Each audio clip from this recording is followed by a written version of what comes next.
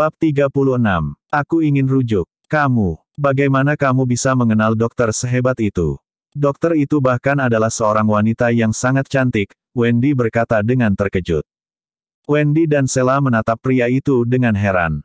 Mereka merasa pria ini semakin misterius, dan mereka sama sekali tidak mengenalnya. Dokter Lilia keluar dari ruangan dengan peralatan medis di punggungnya, ekspresinya masih dingin. Hadi yang sudah kembali berdiri segera menyeka air matanya dan berkata, "Tunggu sebentar, semua hidangan hampir siap." Kemudian, dia berjalan kepada Dokter Lilia dan berterima kasih padanya. Ekspresi Lilia masih datar, dia hanya mengangguk, lalu berjalan menuju Damar dan berkata, "Aku baru saja bertemu dengan beberapa pencuri di depan pintu. Aku sudah membereskannya untukmu." Mereka bilang Erlangga yang menyuruh mereka datang. Damar mengangkat alisnya ketika dia mendengarkan itu, dan wajah Diska sedikit berubah. Apakah Erlangga tidak punya akal? Orang-orang seperti apa yang dia kirimkan ke sini? Kenapa bisa dikalahkan oleh seorang dokter wanita ini? Diska berpikir dalam hati. Damar mengangguk dan berkata, "Baiklah. Mari kita duduk dan makan dulu." Lilia memandangnya dengan dingin dan berkata, "Aku sedang tidak mood untuk makan. Kamu telah mengganggu tidur nyenyaku. Aku akan menyelesaikan masalah ini padamu saat pulang." Ketika dia mengatakan ini, yang lain langsung terkejut. Wanita itu akan menyelesaikan masalah ini saat Damar pulang. Berarti, Damar sedang tinggal bersama dengan dokter cantik ini. Ekspresi Gladys berubah seketika dan kemudian kembali tenang lagi. "Dokter cantik, apakah kamu tinggal bersama Damar?" tanya Wendy dengan rasa ingin tahu. Lilia meliriknya dengan samar. Dia mendengus dingin lalu berbalik dan pergi dari tempat itu. Dari awal sampai akhir, Lilia tidak berbicara dengan siapapun selain Damar. Ini membuat Wendy sedikit canggung. Damar hanya bisa tersenyum. Dia tahu karakter Lilia seperti apa, maka dia tidak banyak bicara juga.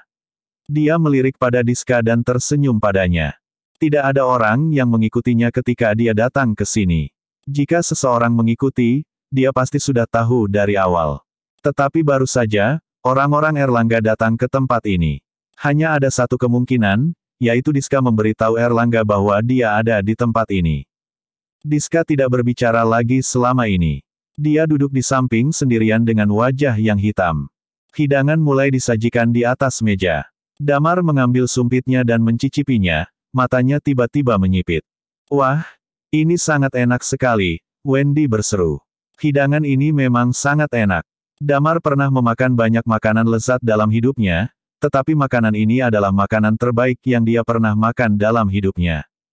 Mata Gladys berkedip, dia mengangkat kepalanya dan bertanya, "Damar, apakah dokter itu benar-benar adalah dokter yang terbaik di dunia?"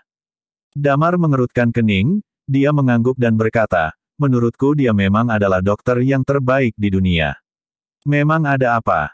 Gladys mengertakkan gigi dan melihat pada Diska di sebelahnya. Lalu, dia menundukkan kepalanya dan terus makan. Damar tahu Gladys ingin berkata sesuatu tetapi dia tidak enak berbicara di depan Diska. Dia melirik Diska sebentar dan tidak banyak bertanya lagi. Pada saat yang sama, di kompleks Haye, Sisi sedang duduk di sofa dengan tatapan kosong. Di sebelahnya, Amelia sedang memegang semangkuk nasi. Dia memandang Sisi dan berkata, "Sisi, tidak peduli apa yang terjadi, kamu harus makan sesuatu dulu." Nessa yang duduk di sebelahnya juga berkata, "Ya, Kak Sisi, cepat makan dulu." Bukankah itu hanya seorang pria saja? Dengan penampilan fisik Kak Sisi, kakak pasti bisa menemukan seseorang yang lebih baik darinya. Air mata Sisi masih tetap mengalir. Setelah beberapa saat, dia tiba-tiba mengangkat kepalanya. Dia menatap Amelia dan berkata, "Ibu, aku menyesal." "Hah?" Amelia bertanya langsung, "Apa yang kamu sesali?" "Aku menyesal telah bercerai dengan Damar," kata Sisi sambil menyeka air matanya. Amelia menghela napas dan duduk di sampingnya. Dia juga menyesal dengan itu. Sebelum Sisi bercerai, Damar selalu memperlakukan mereka dengan ketaatan dan melakukan apapun yang dia minta. Selama 3 tahun itu, dia tidak pernah melawan dan selalu memberi semua uangnya pada mereka. Dan sekarang, Damar telah menjadi bos dari sebuah perusahaan yang besar dan memiliki sangat banyak uang. Jika dia belum bercerai dengan Sisi, perusahaan itu adalah miliknya dan Sisi juga. Nessa juga merasakan hal yang sama. Orang yang bekerja di lokasi konstruksi bersama Damar langsung menjadi bosnya setelah Damar membeli perusahaannya. Dengan gaji tahunan 2 miliar lebih. Jika Damar dan Sisi tidak bercerai, jika dia memperlakukan Damar lebih baik pada awalnya, mungkin dia sudah menjadi direktur sekarang. Dia menghela napas dalam hatinya. Ini baru saja beberapa hari setelah perceraian, tapi perbedaan di antara Damar dan mereka sudah terlihat jelas. Aku ingin menikah dengannya lagi, kata Sisi dengan serius. Hah? Amelia dan Nessa menatapnya dengan kaget. Aku ingin menikah dengannya lagi. Sisi berkata dengan tegas. Di dalam villa tertentu di kota JC. Seorang pria parubaya sedang memegang mainan dan sedang menggoda seorang anak dengan senyum ramah di wajahnya. Tetapi siapapun yang mengenalnya akan tahu bahwa orang ini jelas bukan orang yang baik hati di kota JC. Namanya sangat terkenal, dia adalah pemilik Puri Santrian Bar, pamannya Doni, Hendra Wong. Tok-tok, pintu telah diketuk, dan pengasuh membuka pintu dengan cepat. Doni dan Leonard berdiri di depan pintu. Melihat mereka berdua, Hendra dengan cepat berdiri dan berjalan mendekatinya. Kak Leonard. Hendra menyapanya dengan sopan. Leonard mencibir dan berkata, Hendra, kamu pernah berkata, jika aku berada di kota JC, aku tidak akan dianiaya. Melihat hidung Doni yang biru dan wajahnya yang bengkak, Hendra mengerutkan kening dan berkata, mari bicara di ruang kerjaku. Setelah mereka masuk ke dalam ruang kerja, Doni langsung menceritakan masalah tersebut. Dia mengertakkan gigi dan berkata, Paman, kita tidak bisa membiarkan bocah itu begitu saja. Dia menamparku dan bahkan berani menyinggung Paman Leonard. Kita harus membalasnya. Hendra tiba-tiba mengangkat tangannya, dan menamparkan Doni dengan kencang. Doni terkejut dan menatap Hendra dengan takjub. Aku sudah pernah beritahu kamu, jangan pernah memprovokasi dia. Sudah baik dia tidak perhitungan denganmu, kenapa kamu pergi mencari masalahnya lagi? Apa kamu tidak mengerti kata-kataku? Kata Hendra dengan marah. Leonard mengerutkan kening dan berkata, Hendra, menurutku keponakanmu tidak salah di dalam masalah ini. Anak muda itu hanyalah kenalan si Bari. Apa yang harus ditakuti? Aku akan mengurus masalah ini dengan Bari. Dia memandang Hendra dan berkata lagi, kenapa kamu semakin tua semakin menjadi penakut? Dia hanya seorang pria muda saja. Leonard mengulurkan tangannya, dan memperlihatkan tato kecil di lengannya. Melihat tato ini, wajah Hendra tiba-tiba berubah. Dia mengertakkan gigi dan berkata, Kak Leonard, apa yang ingin kamu lakukan? Leonard menyeringai dan berkata, aku ingin mendapat wanita itu. Dan anak muda itu akan berlutut di depanku dan melihatku bersama dengan wanita itu. Bersambung. 37. Kamu juga akan meninggalkanku. Di sisi lain, dalam suasana yang agak aneh, acara makan ini akan segera berakhir. Wendy dan Sheila tampak penasaran dan terus menatap Damar. Keberadaan Lilia membuat Damar semakin misterius di hati mereka berdua. Dalam pandangan Wendy, ayahnya diselamatkan karena suatu penyakit, dan Damar memperkenalkan ayahnya ke dokter Lilia itu. Menurut Sheila, si Damar ini memang terlalu aneh. Dia adalah seorang pengecut sebelumnya, tapi dia sangat tangguh ketika menemui masalah di warnet. Pria itu baru saja bercerai, dan tinggal bersama dengan seorang dokter cantik. Ini orang terlalu aneh. Diska menundukkan kepalanya dan terdiam. Tidak peduli seberapa enak makanannya, dia sudah tidak bisa menikmatinya sama sekali.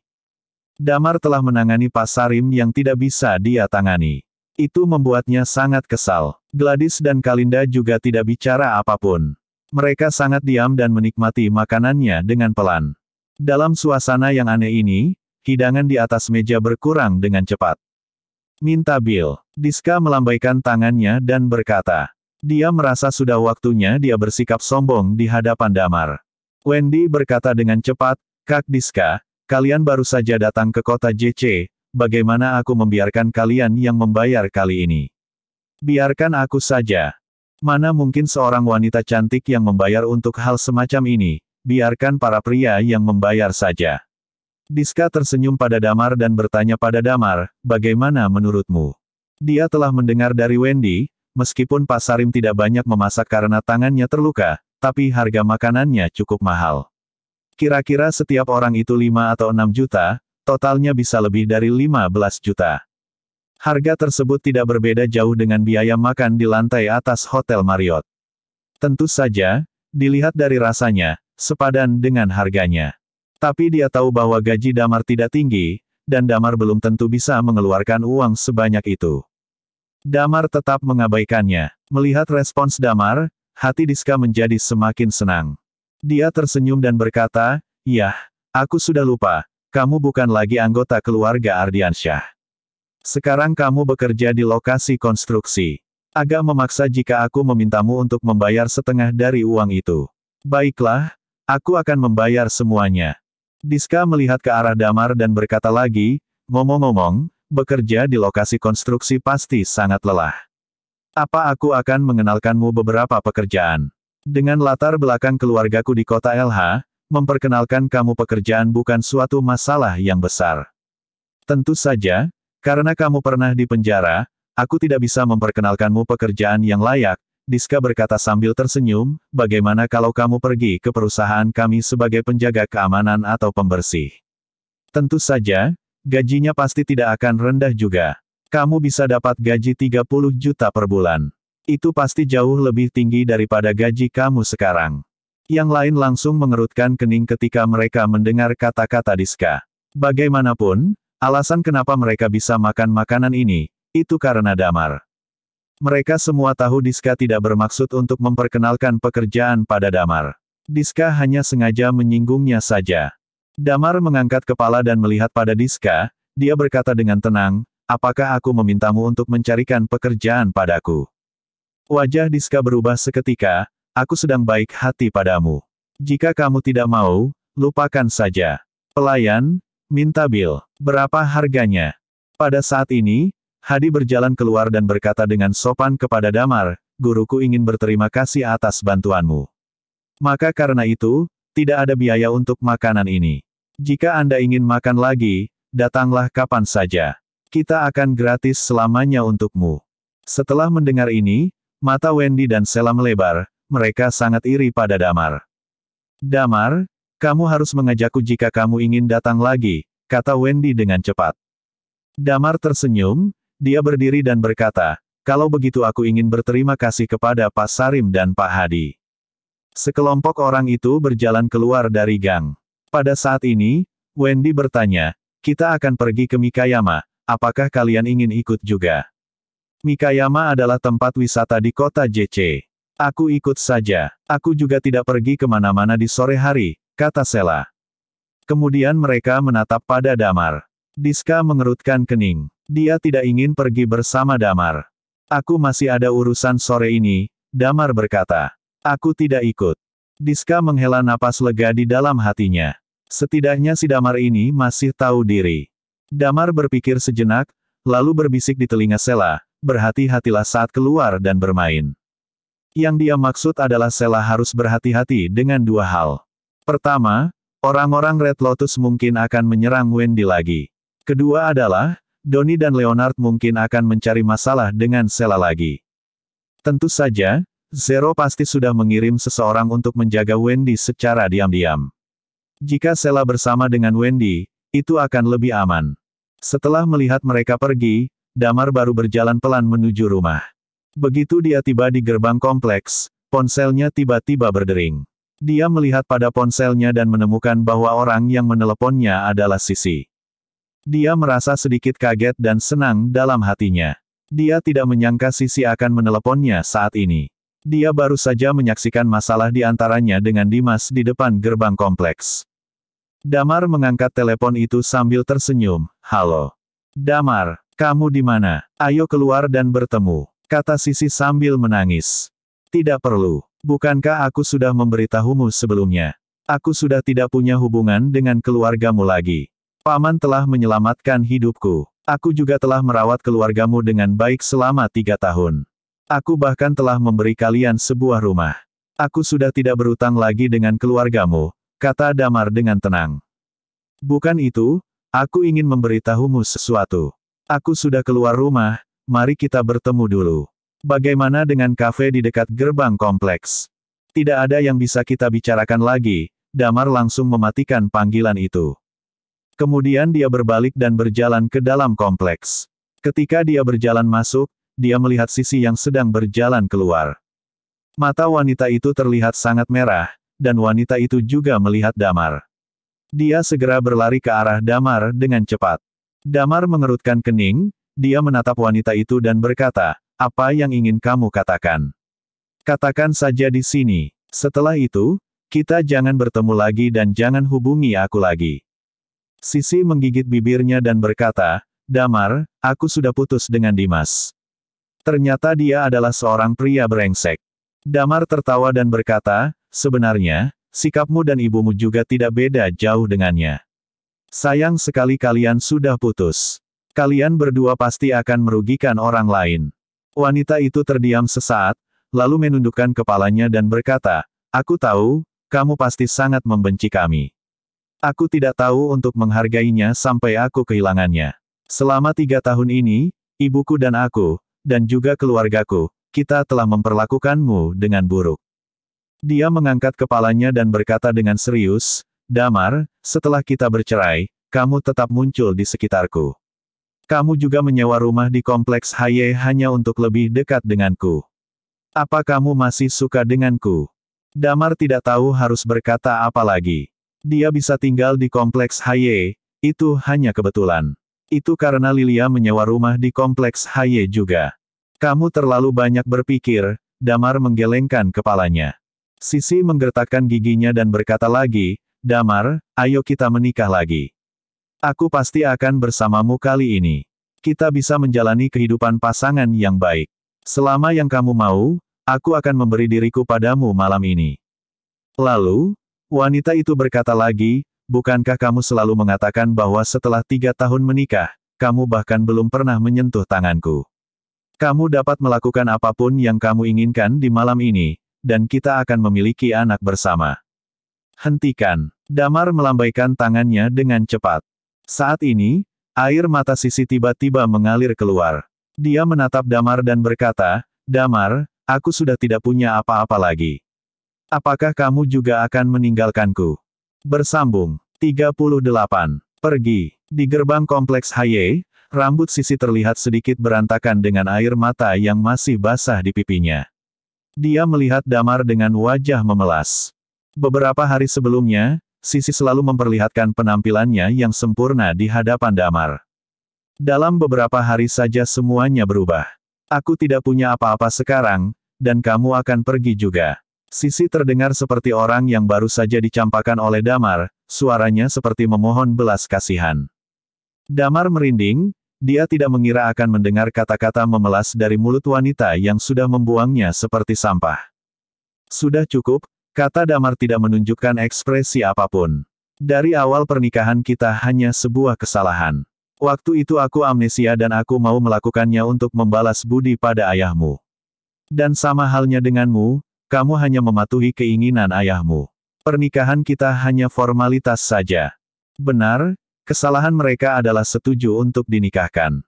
Kalau saja Damar tidak kehilangan ingatan, mana mungkin dia bersedia menikah dengan Sisi yang otaknya dangkal dan berisi uang saja. Kalau saja Sisi dan Amelia bersikap layaknya manusia pada umumnya, mungkin Damar bisa mempertimbangkan. Tapi ibu dan anak ini memiliki sikap yang sama seperti setan. Dan lagi, kamu bersikap sangat buruk padaku selama pernikahan kita. Tapi tenang, aku tidak akan balas dendam. Tapi sekarang kamu datang setelah membuangku. Karena Dimas sudah memutuskanmu, lalu kamu mencariku. Aku, Damar Ardiansyah, tidak akan pernah sudi dijadikan ban serep oleh seorang wanita. Apalagi wanita sepertimu. Apa yang dikatakan Damar sangatlah benar, fakta yang terdengar menyakitkan untuknya dan juga menusuk untuk Sisi. Sisi tetap menangis dan berkata, "Aku tahu. Aku tahu ini semua salahku. Salahku karena tidak pernah menghargai perjuanganmu dan aku yang tidak pernah merasa cukup. Aku sangat sadar semua ini salahku. Jadi apa kamu bisa memberiku kesempatan sekali lagi? Rumah ini sudah aku berikan padamu. Kita sudah tidak akan mungkin untuk menjalin hubungan lagi. Aku katakan dengan jelas hari ini, aku sudah membangun tembok mulai hari ini. Aku sudah tidak ingin berhubungan dengan seluruh keluargamu, jadi jangan cari aku lagi." Oh iya, kalau ibumu tetap pergi ke perusahaanku dan membuat masalah, jangan salahkan aku kalau aku bersikap kasar, jelas Damar. Damar sangat paham watak Amelia. Sekarang Dimas sudah meninggalkan Sisi, pasti mereka kebingungan karena tidak ada lagi sapi yang bisa mereka perah. Amelia pasti akan pergi ke perusahaan lagi dan bersikeras untuk meminta bagian atau menyuruh Damar rujuk dengan Sisi. Sisi terlihat terkejut. Dia, Nessa, dan ibunya bertaruh kalau Damar masih menyukainya. Tapi sikap Damar yang sekarang sangat menunjukkan kalau tidak ada rasa yang tertinggal. Pada saat yang sama, Sisi menunduk sambil tersenyum pahit memainkan jari-jarinya, benar. Banyak wanita yang muncul di hidupmu sekarang. Wanita yang lebih cantik, kaya, dan yang lebih baik dari aku. Damar tidak lagi merespons. Ini sudah lebih dari cukup bagi Damar. Sampai di sini saja Damar berurusan dengan keluarga tidak tahu malu ini. Tanpa rasa kasihan atau yang lainnya, Damar memilih berbalik dan pergi meninggalkan Sisi yang masih berdiri di depan gerbang kompleks Haye. Sisi hanya bisa melihat punggung Damar yang semakin lama semakin menjauh. Dalam waktu beberapa hari kehidupan Sisi berubah drastis. Menyesal. Tentu saja Sisi sangat menyesali sikap bodohnya selama ini. Hatinya hampa sekarang, Sisi kembali ke rumah dengan putus asa. Damar membuka pintu, rupanya Lilia dan Nidia sedang di ruang makan. Kalian tidak tidur? Tanya Damar. Lilia mengangkat kepalanya dan menjawab, gara-gara siapa aku bangun. Setelah pulang dari sana aku tidak bisa tidur. Hehe, kan itu untuk menyelamatkan orang, kata Damar sambil meringis malu. Ngomong-ngomong apa yang kamu lakukan di sana? Tanya Lilia. Damar tersenyum kecut, dan menjelaskan kalau dia diseret oleh Wendy untuk jadi pasangan bohongannya. Wah, kamu populer sekali ya. Sebelumnya pura-pura jadi pacar Clara, sekarang ganti Wendy, goda Lilia. Populer apa? Aku juga cukup direpotkan karena diinginkan banyak wanita begini, jawab Damar dengan iseng. Idih, respon Nidia tidak setuju. Lilia mengangkat alisnya dan melihat Damar, karena kamu dan Wendy sudah terlanjur mengaku pacaran, bagaimana kalau kalian nikah kontrak saja? Kalau kalian sudah menikah akan terlihat lebih natural untukmu melindunginya, dan kamu lebih leluasa juga menjaganya. Aku dan Nidia akan kembali ke kota LH lebih dulu. Aku tidak setuju. Ada banyak cara untuk menjaga Wendy, aku bisa jadi pengawalnya, bekerja di perusahaan yang sama dan masih banyak lagi, tolak Damar. Senyuman muncul di sudut bibir Lilia, baiklah, aku akan bicara dengan Bari kalau kamu akan bekerja di perusahaannya. Biar Bari yang menentukan posisimu di sana, seharusnya si posisi yang berada dekat dengan Wendy. Aku harap kamu bisa menemui kami dengan membawa kepala Red Rose. Damar mengerutkan kening dan bertanya, apa kalian akan pergi? Lilia dan Nidia mengangguk bersamaan. Misi di sini terlalu lama, Red Rose bergerak terlalu rapi. Kami masih ada hal yang harus dilakukan di kota LH. Sekarang kamu sudah pulih, satu orang saja sudah cukup. Jadi kami akan kembali lebih dulu, Lilia menjelaskan dengan serius. Intinya, selesaikan misi kali ini dengan baik dan jaga rapat-rapat identitasmu. Kalau sampai ada yang tahu, musuh bisa menjadikan itu sebagai kartu truf untuk menyerangmu. Damar menghela napas, iya. Dan juga lebih hati-hati. Jangan sampai terjadi apa-apa denganmu lagi. Kamu berencana untuk kembali ke kota LH untuk menyelesaikan beberapa hal, kan? Jadi cepat selesaikan misi dan kembali dengan selamat. Iya, Damar mengangguk. Aku memang punya rencana untuk masalah itu. Misi di kota LH adalah melindungi Wendy, tidak akan ada hal buruk yang terjadi. Kalau sudah selesai, jangan lupa mencari keberadaan nomor 2 kami sudah menemukan petunjuk, kata Lilia. Kalian sudah mendapatkan petunjuk keberadaan No. 2, tanya Damar dengan setengah terkejut. Hanya beberapa, baru saja aku dapat kabar kalau sudah ditemukan 2 mayat di kota LH. Kalau dilihat dari hasil autopsi, nomor 2 yang melakukannya. Korbannya orang biasa, tanya Damar. Aku tidak tahu, jawab Lilia. Kamu bisa cek sendiri setelah kembali ke kota LH. Iya, aku paham, jawab Damar sambil mengangguk. Ngomong-ngomong aku akan membantumu menyelesaikan masalah dengan Erlangga, kata Lilia setelah berpikir sejenak. Bagaimana caramu menyelesaikannya? Tanya Damar keheranan. Membuat keluarganya bangkrut, jawab Lilia dengan tenang. Hah? Damar terkejut. Tapi Erlangga dan keluarganya patut dihukum. Keluarga licik dan sombong sangatlah meresahkan, apalagi mereka selalu semena-mena melakukan kekerasan pada orang yang tidak mereka sukai. Setelah Lilia selesai makan, dia mencuci piring dan meletakkannya di rak. Dia berdiri sambil melihat jam dinding yang berada di ruang makan, sepertinya mobil mereka akan segera sampai. Aku dan Nidia harus pergi sekarang. Damar mengangguk dan berkata, aku akan mengantar kalian. Nidia terkejut dan sedikit salah tingkah, sebaiknya kamu tidak usah mengantar kami. Memangnya kenapa? Tanya Damar dengan heran. Nidia menggigit bibirnya dan berkata, yang akan menjemput kami adalah orang yang saat ini jadi 00. Bersambung. 39. 00 yang baru. Orang-orang yang berada di bawah naungan kelompok Zero memiliki kemampuan di atas rata-rata kalau dibandingkan dengan orang biasa. Dan orang yang paling kuat dalam kelompok memiliki sebutan 00. Damar masuk ke Zero saat berusia 18 tahun dan berhasil mendapatkan posisinya sebagai 00 di usia ke-21 tahun. Sejak saat itu, posisi 00 selalu berada di tangannya sampai akhirnya dia mengalami amnesia. Bagaimanapun juga posisi 00 tidak boleh sampai kosong. Maka dari itu posisi itu sudah diisi anggota lain sekarang. Untuk saat ini, Damar belum memiliki peringkat apa-apa di dalam Zero. Belum ada yang tahu apakah Damar masih tak terkalahkan seperti dulu atau tidak.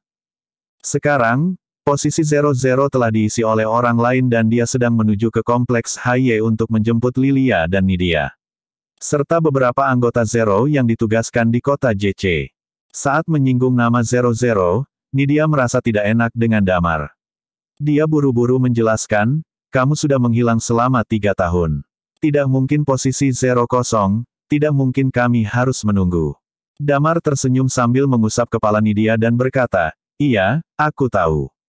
Tenang saja, kalau aku layak berada di posisi itu, cepat atau lambat aku akan mendapatkannya lagi. Tapi tunggu. Alis Damar terangkat seolah menyadari sesuatu, kalian dijemput secara langsung oleh Zero. Kalian pasti akan mendapatkan tugas yang lebih sulit. Ini bukan tugas Zero untuk menjemput para anggota, kalian berdua. Saat Damar sedang mengutarakan isi kepalanya, Lilia hanya menatap Damar dengan ekspresi tidak ingin menjawab sama sekali. Ya sudah, aku tidak akan bertanya lebih jauh lagi. Ingat, yang terpenting keselamatan kalian. Kalau kalian terdesak, cepat hubungi aku, kata Damar sambil melihat Lilia dengan serius. Lilia menghela napas lega, kamu juga. Semua Zero yang bertugas di kota JC akan dijemput, cuma kamu saja yang tersisa. Hati-hati. Damar tersenyum kecut, andai saja orang-orang Red Lotus muncul sekaligus dan aku hajar semuanya langsung. Buang-buang waktu. Mereka berdua tidak ada yang menanggapi ucapan Damar. Lilia memilih kembali ke kamar dan mengambil koper lalu berjalan keluar rumah, kalau begitu kami pergi. Damar menghela napas dan bangkit dari duduknya mengikuti Lilia dan Nidia. Di pintu gerbang kompleks HY, sudah ada beberapa mobil berjejer. Sebuah mobil bergaya off-road berwarna putih keperakan berada paling depan. Tak jauh dari mobil itu berdiri seorang lelaki dengan rompi hitam yang terkesan murahan dengan celana corak pantai selutut. Dan sepasang sandal melengkapi penampilannya yang aneh. Dia terlihat berumur 24 atau 25 tahun, memiliki kulit yang sedikit gelap dan postur yang kurang tinggi. Kalau ada yang melihat lelaki ini berjalan seorang diri, pasti mereka akan mengira lelaki ini memiliki gangguan mental. Tapi saat dia bersandar di mobil Land Rover miliknya saat ini, semua orang akan terkesima. Orang ini adalah 00 yang baru. Dia adalah Guntur Satria Moreno. Dia berdiri di depan gerbang kompleks HY dengan tenang, menunggu dua orang anggota Zero keluar. Sementara itu, Damar menarik dua buah koper besar milik Nidia dan Lilia. Wajahnya terlihat terkejut, kamu bilang Zero ini baru masuk ke Zero selama 3 tahun setelah aku amnesia. Tidak sampai, kata Nidia. Dia gabung sebelum kamu menghilang tapi sepertinya kamu belum pernah bertemu dengannya. Sama denganmu, dia juga memiliki potensi dan berkembang dengan pesat. Bahkan perkembangannya melebihi kamu. Damar mengangguk. Butuh waktu kurang dari 3 tahun untuk jadi 00. Kecepatan ini memang sudah melampaui Damar. Butuh 3 tahun 17 hari untuk dapat menduduki posisi 00. Menarik, kata Damar. Mereka sampai di gerbang kompleks Haye. Guntur segera menyapa Damar, mengabaikan Nidia dan Lilia yang seharusnya dia jemput. Apa kamu Damar? Tanya Guntur. Damar mengangguk dan berkata, kamu Guntur, kan? 00 yang baru. Iya, aku Guntur, jawab Guntur dengan bangga. Damar memperhatikan Guntur dari atas sampai bawah. Tentu saja Damar merasa sedikit aneh, Guntur tidak terlihat sebagai 00 sama sekali. Apalagi celana pantainya itu. Sayangnya, kalau tidak ada banyak orang di sini aku ingin bertanding denganmu, kata Guntur. Walaupun aku telah menjadi 0, masih banyak orang yang beranggapan aku tidak akan menang melawanmu. Aku ingin menunjukkan kalau ini adalah posisiku yang seharusnya dengan mengalahkanmu di pertandingan. Damar yang mendengar hal ini sedikit mengangkat alisnya. Mengangguk sambil menyentuh hidungnya, yah, yang mereka katakan itu benar. Kamu akan kalah saat melawanku. Wow, benarkah? Guntur terlihat bersemangat. Apa kamu berencana membuka identitas kita di sini? Lilia melihat Guntur dengan malas lalu beralih ke Damar, kembalilah, kita akan pergi. Ingat, jangan ada hal buruk yang terjadi di sini. Damar mengangguk. Sayang sekali waktunya tidak pas. Lain kali kalau kita bertemu lagi, aku akan menghabisimu, kata Guntur sambil membuka pintu mobil. Kalau kita bertemu lagi, sepertinya kamu akan antri mengisi posisi nomor 1, balas Damar sambil menunjukkan mimik sedih. Lilia yang tidak ingin keadaan menjadi runyam dengan pertikaian dua manusia ini pun segera memasukkan kopernya ke dalam mobil. Guntur menatap Damar dalam-dalam sebelum akhirnya masuk ke dalam mobil, menyalakan mobil, dan pergi meninggalkan kompleks Haye. Mobil semakin jauh, Damar memutuskan untuk berbalik menuju rumah. Begitu dia sampai di rumah, Bari Kang meneleponnya. Halo, kata Damar. Halo, Damar. Barusan Dokter Lilia menelepon dan sudah menjelaskan situasinya, kata Bari. Kali ini aku akan merepotkan lagi. Ini sudah seharusnya aku lakukan, kata Damar sambil tersenyum. Aku akan memberikan posisi sebagai asisten wakil direktur padamu. Wendy sekarang menjadi wakil direktur di perusahaan kami. Masalah gaji, berapa yang kamu minta? Berapa gaji yang pantas aku berikan untukmu? Bagaimana kalau aku memberimu 5% saham perusahaan? Jelas Bari. Damar tidak menolak tawaran itu. Dia tidak bisa bekerja dengan sukarela, mendapatkan bonus tambahan tidak buruk juga. Pekerjaan Damar bisa dibilang cukup berat, dia harus menjaga klien seperti menjaga anggota keluarganya sendiri. Dalam tugasnya dulu, Damar sudah memiliki beberapa saham dari perusahaan besar. Dan 5% itu tidak banyak, tapi juga tidak bisa dikatakan sedikit. Aku tidak masalah, angguk Damar. Baiklah, kalau begitu kamu bisa datang besok ke perusahaan. Temui aku langsung, nanti aku sendiri yang akan mengantarmu ke departemen personalia untuk mengurus berkas-berkas, kata Bari. Damar mengangguk setuju lalu menutup panggilan dari Bari. Keesokan harinya, Damar bangun sebelum pukul 10. Setelah bersiap-siap dan sarapan, dia naik kereta menuju perusahaan Bari Kang. Tak berapa lama, Damar sudah sampai. Dia pun segera menuju meja resepsionis. Di meja resepsionis, seorang wanita cantik melihat Damar dengan ramah seolah dia mengenal Damar. Dia tersenyum ke arah Damar dan berkata, apakah Anda orang yang membuat janji dengan Pak Bari? Damar bertanya dengan heran, apa kamu mengenalku? Siapa yang tidak kenal dengan Anda, Pak? Semua orang di perusahaan sudah tahu kalau Anda pacar Ibu Wendy, kata wanita itu sambil menutup bibirnya. Damar tidak bisa mengatakan apa-apa. Terakhir kali dia kemari, Wendy mengumumkan secara gamblang kalau mereka adalah sepasang kekasih. Saat itu banyak orang yang merekam kejadian itu. Setelah kejadian itu, video menyebar dengan cepat dan menjadi topik pembahasan para karyawan. Damar menggaruk kepalanya yang tidak gatal, begitu. Petugas resepsionis itu tersenyum lagi, mengambil sebuah kartu di lacinya dan menyerahkannya pada Damar, gesek kartunya di tempat yang tersedia, dan Anda bisa langsung masuk. Damar mengangguk sambil mengucapkan terima kasih. Baru saja Damar memegang kartu pas perusahaan, seseorang datang dan mengambil kartu itu dari tangan Damar.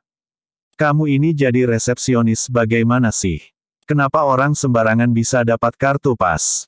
Kalau dia sampai mencuri barang-barang penting milik perusahaan bagaimana? Kalian bisa ganti. Teriak orang itu. Pak Aldi. Petugas itu buru-buru memberi salam dan berkata, tetapi dia pacar Bu Wendy. Omong kosong. Kenapa aku tidak tahu kalau Wendy punya pacar? Aldi masih bersikeras. Damar menatap Aldi dan melakukan observasi singkat. Sedikit lebih tinggi darinya, cukup tampan, baju rapi, dan terlihat dapat diandalkan. Singkatnya, pasangan impian para wanita. Aldi menyadari kalau Damar sedang melihatnya. Dia segera mencibir dan berkata, di sini bukan tempatnya orang asing bisa masuk seenaknya. Kalau kamu cari orang, tunggu di luar. Lihat dirimu di cermin, apa kamu kira layak untuk masuk ke sini? Kartu ini aku ambil. Bersambung. 40. Puas. Gedung perusahaan Panorama adalah perusahaan dengan bangunan terbesar di kota JC. Sebagai orang terkaya di kota JC, Bari Kang memiliki hampir semua bisnis di berbagai sektor industri dengan karyawan yang sangat banyak. Saat ini Damar berada di lantai 1 perusahaan Panorama. Dia memakai kaos dan celana sepanjang betisnya. Sepatu yang dia pakai terlihat usang. Walaupun ingatan Damar sudah kembali sepenuhnya, Damar belum membeli pakaian baru.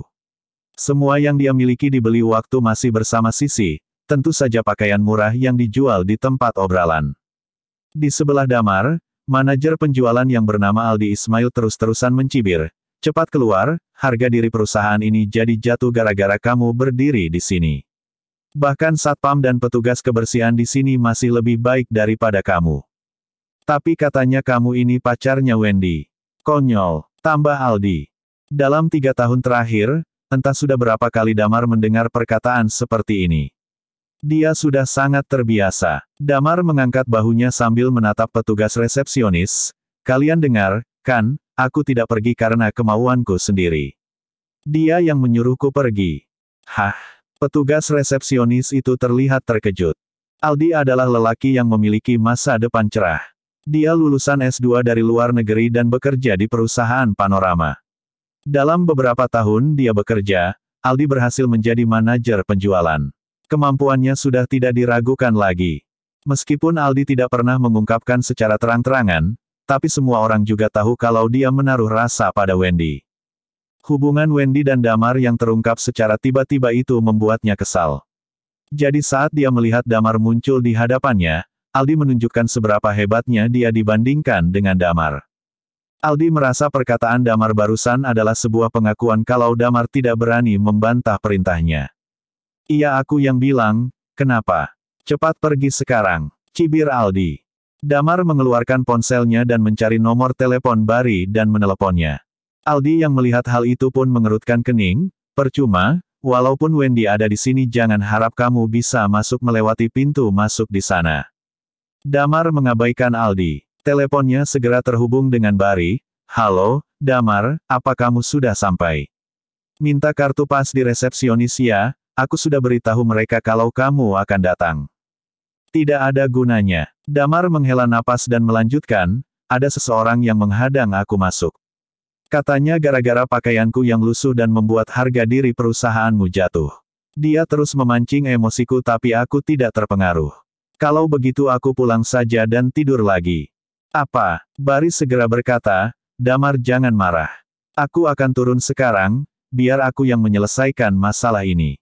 Sialan, Bari sudah tahu dari Lilia kalau semua Zero sudah kembali. Hanya tersisa Damar di kota JC dan keselamatan Wendy sedang terancam sekarang. Walaupun Bari juga mengerahkan beberapa pengawal di sekitar Wendy, mereka tidak sebanding dengan kehadiran Damar. Sekarang malah ada yang mencari ulah dengan Damar. Kalau sampai Damar tidak lagi bersedia membantu, bagaimana Bari bisa melindungi Wendy? Tunggu sebentar, aku akan naik lift. Kata Bari lagi memastikan Damar tidak pergi. Damar tersenyum dan berkata, iya, akan aku tunggu. Dengan begitu, Damar menutup teleponnya dan menatap Aldi sambil tersenyum. Sudah selesai. Jadi benarkan apa kataku. Walaupun Wendy ada di sini, kamu tidak akan bisa masuk ke dalam, cibir Aldi lagi. Daripada menanggapi Aldi, Damar lebih memilih duduk santai di sofa tunggu dekat resepsionis. Aldi yang sudah menunggu Damar pergi pun menghampiri dengan emosi, aku sudah menyuruhmu untuk pergi, kan? Kenapa malah duduk di sini? Kenapa? Apa hakmu? Jawab Damar sambil mengangkat bahu. Aku ini manajer penjualan di sini, gajiku setahun sama dengan pengeluaranmu selama 10 tahun. Aldi mulai menyombongkan diri. Oh, jawab Damar seadanya, aku kira yang berhak mengusir itu cuma Barikang. Sopan ya kamu, bisa-bisanya menyebut nama Pak Baris seperti itu. Kata Aldi. Aldi, apa yang kamu lakukan? Tiba-tiba teriakan menggelegar membuat para kucing yang sedang bersih tegang itu buyar. Karena lobi cukup luas dan sepi, teriakan itu memenuhi area lantai 1 yang sontak membuat semua manusia di sana menoleh. Pak Bari, Pak Bari. Dalam sekejap, banyak orang menundukkan kepala memberi hormat. Bari tidak banyak bicara. Dengan mata bagai anak panah yang membidik sasarannya, Bari berjalan lurus ke arah Aldi. Sesampainya di depan sofa, Bari memberi salam Damar terlebih dahulu. Damar, ini adalah salahku yang kurang tegas. Tolong jangan marah, aku akan menyelesaikan ini dengan cepat. Aldi melongo. Dia merasa ada yang tidak beres. Aldi mengira kalau Wendy sengaja membuat skandal dengan Damar hanya untuk menghindari Erlangga, tidak mungkin mereka benar-benar berpacaran. Selain itu, kalau benar Wendy dan Damar berpacaran, otomatis Barikang akan jadi calon ayah mertuanya. Tapi kenapa dia begitu hormat pada Damar? Saat ini, Aldi merasa otaknya hampir meledak karena tidak kuat merangkai satu teori dengan teori lainnya. Pak Bari, saya rasa pakaiannya tidak cocok dengan perusahaan kita. Aldi kehilangan kosakata yang sedari kecil dia gunakan. Kamu sudah bekerja di sini bertahun-tahun, dan hanya menilai orang dari pakaiannya saja. Bari mulai menginterogasi, mulai hari ini, jabatanmu sebagai manajer penjualan aku cabut. Kamu akan dipindahkan ke kantor cabang. Mata Aldi seketika bergetar tidak percaya. Dia sekarang sudah mencapai posisi manajer penjualan di kantor pusat dan dia akan pergi ke kantor cabang. Ini sama seperti dia terjun bebas dari puncak karirnya. Dan juga, kamu harus minta maaf pada Damar sekarang, kata Bari. Aldi terlihat ragu. Hanya karena orang lusuh di hadapannya ini Bari sampai menurunkan pangkatnya. Kenapa belum minta maaf? Atau kamu pilih dipecat? Kata Bari lagi dengan nada rendah yang terdengar begitu menakutkan. Aldi menggertakkan gigi dan menundukkan kepalanya di depan Damar. Pak Damar, maaf. Seharusnya saya tidak menilai orang dari penampilannya saja. Ini salah saya, tolong maafkan saya. Bari juga melihat Damar dengan ragu. Dia takut kerja sama mereka untuk melindungi Wendy batal karena Damar tersinggung dengan ulang karyawannya. Damar melambaikan tangan dan berkata, "Ya, terserah." Mendengar jawaban Damar, Bari pun dapat bernapas lega. Dia mengajak Damar naik ke lift sambil memberikan tatapan tajam pada Aldi. Semua orang yang kebetulan ada di lobi itu ikut melihat adegan tadi. Mereka mulai berbisik-bisik membicarakan kejadian yang mengejutkan barusan. Siapa Damar sebenarnya? Di dalam lift, Bari melihat kalau Damar sama sekali tidak marah. Dia berinisiatif membuka pembicaraan, untuk selanjutnya, aku akan lebih merepotkanmu. Aku sangat memanjakan putriku dan sepertinya dia sedikit tertarik denganmu. Tidak masalah, kata Damar sambil tersenyum. Barikang tersenyum lalu memiringkan kepalanya, iya, terakhir kali Wendy bilang kalau kamu adalah pacarnya. Sebenarnya aku setuju saja, atau apa kalian pacaran betulan saja? Lagi pula Wendy sudah mengaku kalau kamu pacarnya. Dia juga cantik, pintar, meskipun emosinya masih kurang stabil. Tapi itu yang akan menjadi pemanis di sebuah hubungan, kan? Damar pusing, lelaki tua ini benar-benar takut kalau putrinya tidak akan menikah. Damar memilih tidak menjawab apa-apa. Mereka keluar lift. Bari mengantar Damar ke departemen personalia untuk mengurus berkas-berkas dan kemudian membawanya ke ruangan Wendy. Di dalam ruangan wakil direktur, Wendy sedang duduk di kursi kerjanya. Dia memakai kacamata, jas, dan rok yang tertutup meja, rambutnya dibiarkan bebas tak terikat pada apapun. Sayang, aku sudah dapat asisten yang cocok denganmu, kata Bari sambil membuka pintu. Wendy menghentikan aktivitasnya dengan dokumen-dokumen yang harus diperiksanya. Dia melihat Damar dengan senyum licik.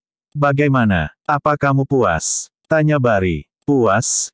Yah, aku puas sekali. Sekali lagi, Wendy menunjukkan ekspresi licik. Baguslah.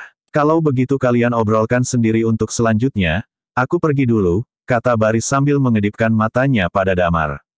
Bersambung.